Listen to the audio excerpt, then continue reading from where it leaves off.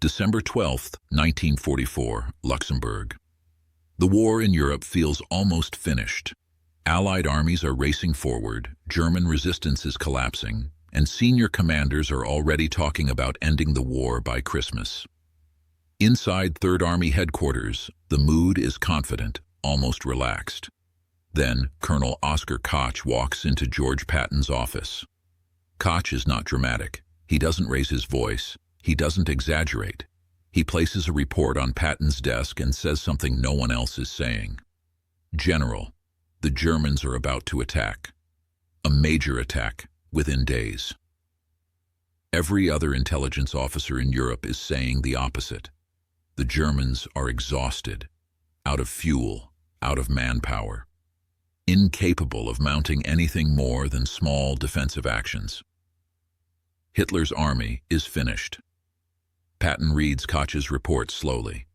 Then he looks up and says something that will change the course of the war. I believe you. 4 days later, the largest German offensive on the Western Front explodes out of the Ardennes forest. 28 German divisions smash into the Allied lines. The Battle of the Bulge begins. Allied headquarters is stunned, shocked, completely unprepared. Everyone was wrong, except Oscar Koch. And yet, almost no one knows his name. That wasn't an accident. Oscar Koch was not supposed to exist in the world he operated in. World War II intelligence officers at the highest levels usually came from elite backgrounds. West Point, powerful families, polished accents, and careers built as much on connections as competence. Koch came from Milwaukee. His parents were German immigrants. There were no generals in his family tree, no political patrons opening doors. He worked his way through college, joined the Army Reserve, and advanced because he was good, dangerously good, at understanding how enemies think. When the U.S. Army was humiliated at Kasserine Pass in early 1943, George Patton was brought in to fix the disaster. He didn't just need tougher discipline and aggressive leadership. He needed intelligence he could trust. Patton did something unusual. Instead of choosing the most prestigious officer for his intelligence staff, he chose the one who had a reputation for being right. Oscar Koch became the G2 of II Corps. His first real test came in Tunisia. March 1943. El Guetar. German forces under Erwin Rommel were somewhere in the desert. British intelligence said the Germans would strike from the north. American staff estimates agreed. The maps were drawn. The defenses were oriented. Koch disagreed. He studied German radio traffic, not the messages themselves, but the patterns. Who was transmitting? Who went silent? How often command units checked in? He compared that with terrain bottlenecks, fuel movement, and how German armor had behaved in previous battles. He went to Patton and said something no one else was willing to say. They're coming from the southeast, tomorrow morning, in force. Patton asked one question. How sure are you? Koch didn't hedge. He didn't qualify. He didn't protect himself with cautious language. Very sure, sir. Patton redeployed his forces based entirely on Koch's assessment. At dawn on March 23rd, German armor attacked from the southeast, exactly where Koch said it would. American units were waiting. The German assault collapsed. What could have been another disaster became a decisive American success. From that moment on, Patton trusted Koch absolutely. But this wasn't luck. Oscar Koch wasn't just collecting information. He was predicting behavior.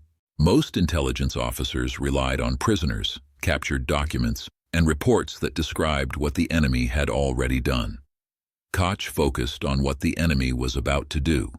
He tracked rhythms, decision cycles, command habits, doctrinal instincts. He treated the German army like a living system that left fingerprints everywhere it moved. Sicily, summer 1943. Koch predicted where German units would establish defensive lines before they dug in. He identified which towns would be fought over and which would be abandoned. He anticipated retreat routes before German commanders issued the orders. The accuracy was unsettling. Officers began whispering that Koch seemed to know German plans before the Germans themselves finalized them. In reality, he was reading signals everyone else dismissed as background noise. By late 1943, Oskar Koch had quietly become one of the most effective intelligence officers in the European theater. And almost no one outside Third Army knew he existed. That was by design. By the summer of 1944, Third Army was moving faster than any other Allied force. Its advances across France were relentless. German units seemed to vanish in front of Patton's spearheads or collapse under perfectly timed blows. Higher headquarters noticed. Bradley's staff started asking questions. Eisenhower's headquarters wanted to know why Third Army's intelligence was consistently more accurate than everyone else's. Requests came in for Koch's assessments. Invitations followed. Conferences, briefings, opportunities for recognition. Patton said no. When Bradley's intelligence chief asked to meet Koch and discuss methodology, Patton declined. When Supreme Headquarters suggested Koch present his findings to Allied intelligence leaders, Patton suddenly found scheduling conflicts. Koch stayed inside Third Army Headquarters. His reports stayed internal. His methods stayed secret. There were 3 reasons for this, and none of them were sentimental. First, operational security. Koch's effectiveness depended on the Germans not realizing how thoroughly their behavior was being read. The more people who knew the method, the greater the risk it would leak. And if the Germans discovered their patterns were being exploited, they would change them. Koch's brilliance worked only in silence. Second, competitive advantage. Patton was in constant rivalry, not just with Montgomery, but with every Allied commander racing toward Germany. Intelligence meant speed. Speed meant glory. If Third Army knew where the enemy was weak before anyone else did, Patton could strike first, move faster, and look unstoppable. Sharing Koch's insights would erase that edge. Third, and most important, command authority. Intelligence officers who become famous create problems. If people began to believe Third Army won because of Koch's predictions, then Patton would look like a man following instructions rather than a commander leading by instinct. Patton needed Koch's brain. But he also needed the world to believe the victories were Patton's. So Koch stayed invisible. By November 1944, Allied optimism was at its peak. Germany was collapsing. Intelligence estimates across the Western Front agreed. The Germans had no capability for a major offensive. Oskar Koch disagreed. He was watching German units disappear from the line. He noticed radio silence where there should have been activity. New divisions appeared in reports, but without known locations. Fuel movements increased in unexpected areas. On November 25th, he filed a report. The Germans were massing for an attack. The staff was skeptical. This didn't fit the narrative. Germany was on the defensive. These movements could be explained away. Koch wasn't convinced. On December 9th, he updated his assessment. This time he was specific. The Germans were concentrating opposite the Ardennes sector, the quiet part of the front. He estimated up to 18 divisions preparing for offensive action. Patton read the report and asked a different question. If they attack there, can we pivot north? Koch already had the answer. Yes, sir. 3 routes, 3 divisions, 48 to 72 hours. Patton ordered contingency planning to begin. Other headquarters dismissed the warning. They were wrong. And Oskar Koch was about to be proven right on a scale that would shake the entire war. December 16th, 1944. 5:30 a.m. The Ardennes forest erupts. Artillery crashes through the fog. German armor surges forward. Infantry pours out of the trees into positions the Allies believed were quiet, safe, almost irrelevant. Within hours, entire American units are shattered or cut off. Communications collapse. Roads clog with refugees and retreating soldiers. Panic spreads faster than orders. Across Allied headquarters, disbelief turns into chaos. This is impossible. Germany was finished. That was the consensus. That was the doctrine. That was what every intelligence estimate said, except one. Oskar Koch had warned them. He had warned them repeatedly. In the weeks before the attack, Koch's reports had grown sharper, more urgent, more specific. He didn't just say the Germans would attack. He outlined where, how, and why. He identified the Ardennes as the point of impact, not because it was weak, but because it was ignored. He recognized the classic German preference for surprise, mass, and speed, especially when desperate. On December 12th, Koch submitted his most alarming assessment yet. He estimated more than 20 German divisions preparing for a decisive strike. The objective, he wrote, would not be a limited counterattack.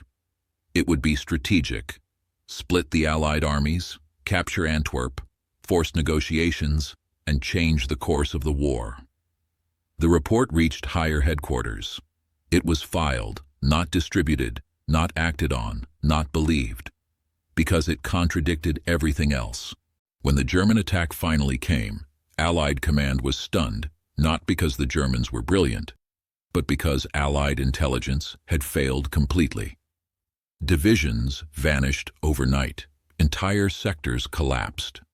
The Germans achieved operational surprise on a scale that should have been impossible in 1944.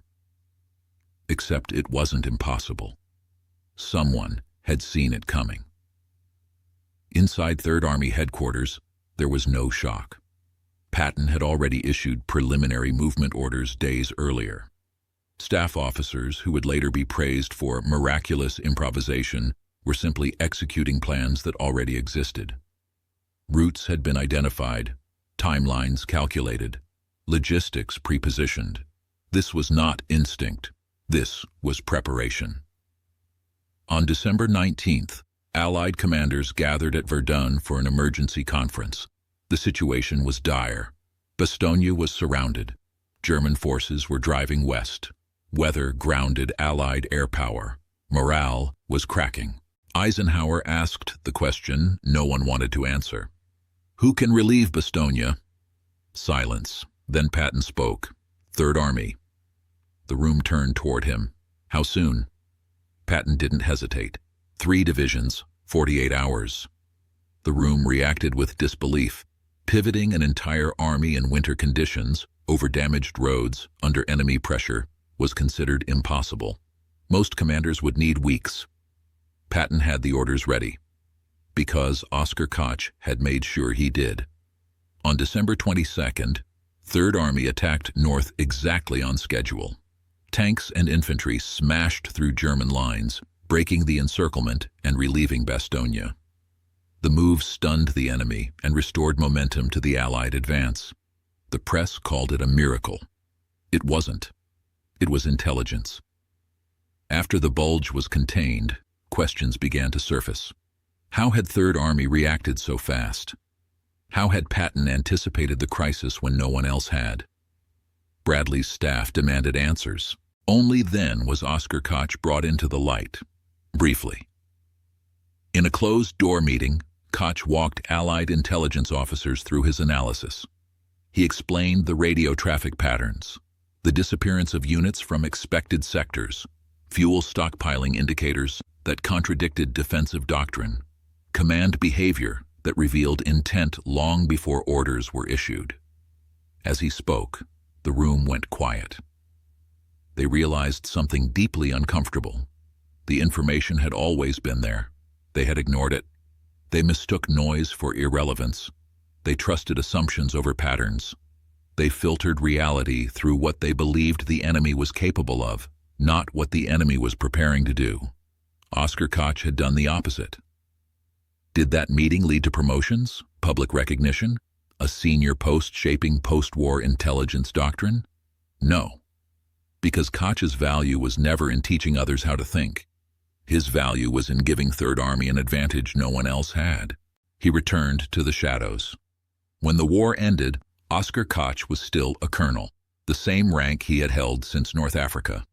Officers who had been catastrophically wrong about German capabilities were promoted. They wrote memoirs. They advised policymakers.